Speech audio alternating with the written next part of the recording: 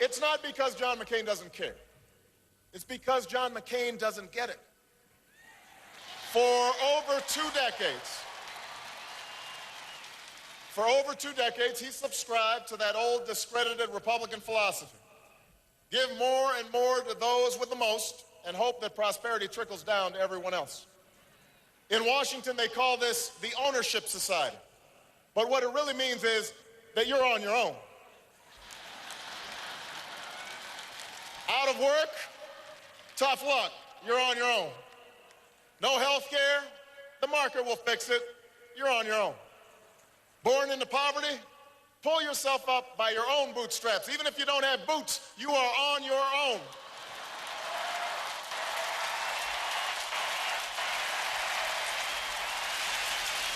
Well, it's time for them to own their failure.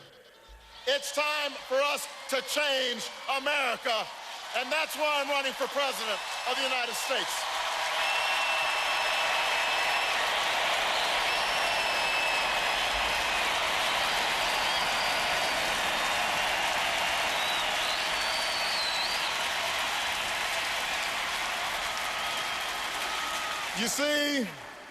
You see, we Democrats have a very different measure of what constitutes progress in this country.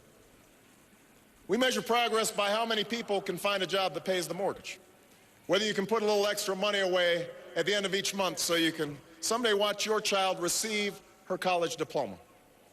We measure progress in the 23 million new jobs that were created when Bill Clinton was president. When the average American family saw its income go up $7,500 instead of go down $2,000 like it has under George Bush. We measure the strength of our economy not by the number of billionaires we have or the profits of the Fortune 500, but by whether someone with a good idea can take a risk and start a new business, or whether the waitress who lives on tips can take a day off and look after a sick kid without losing her job. An economy that honors the dignity of work. The fundamentals we use to measure economic strength are whether we are living up to that fundamental promise that has made this country great. A promise that is the only reason I am standing here tonight. Because in the faces of those young veterans who come back from Iraq and Afghanistan, I see my grandfather, who signed up after Pearl Harbor, marched in Patton's army, and was rewarded by a grateful nation with the chance to go to college on the GI Bill. In the face of that young student who sleeps just 3 hours before working the night shift, I think about my mom, who raised my sister and me on her own while she worked and earned her degree, who once turned to food stamps but was still able to send us to the best schools in the country with the help of student loans and scholarships. When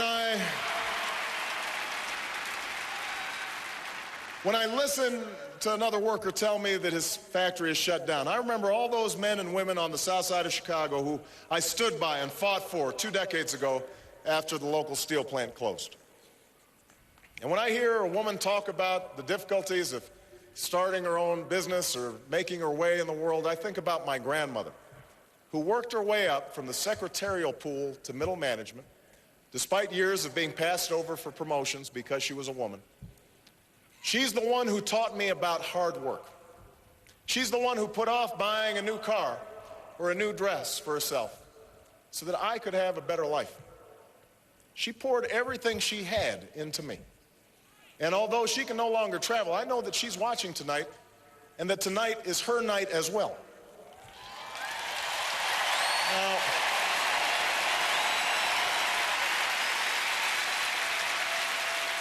Now, I don't know what kind of lives John McCain thinks that celebrities lead, but this has been mine. These are my heroes. Theirs are the stories that shaped my life.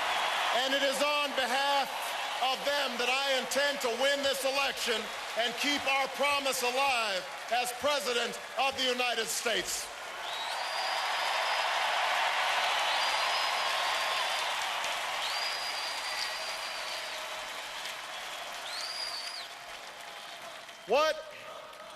What is that American promise. It's a promise that says each of us has the freedom to make of our own lives what we will, but that we also have obligations to treat each other with dignity and respect.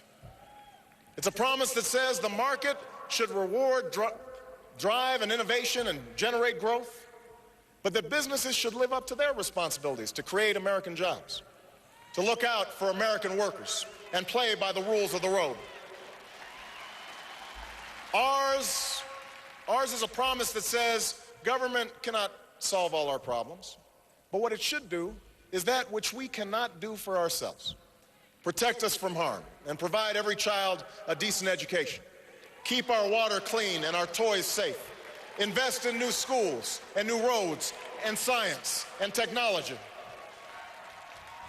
Our government should work for us, not against us. It should help us, not hurt us. It should ensure opportunity, not just for those with the most money and influence, but for every American who's willing to work. That's the promise of America. The idea that we are responsible for ourselves, but that we also rise or fall as one nation. The fundamental belief that I am my brother's keeper. I am my sister's keeper. That's the promise we need to keep. That's the change we need right now. So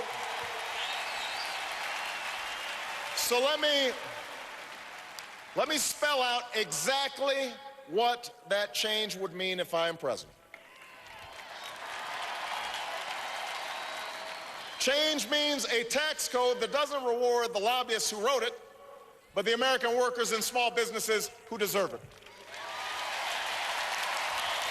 You know, unlike John McCain, I will stop giving tax breaks to companies that ship jobs overseas, and I will start giving them to companies that create good jobs right here in America.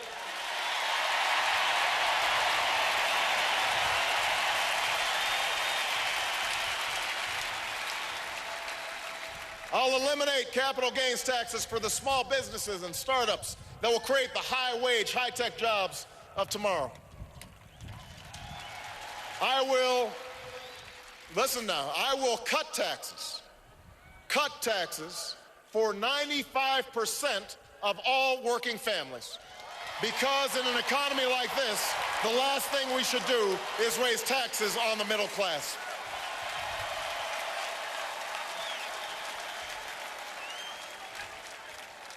And for the sake of our economy, our security, and the future of our planet, I will set a clear goal as president. In 10 years, we will finally end our dependence on oil from the Middle East.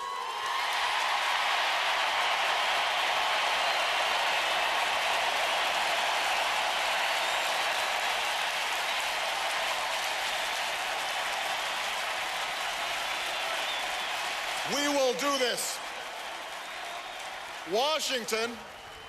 Washington's been talking about our oil addiction for the last 30 years. And by the way, John McCain's been there for 26 of them.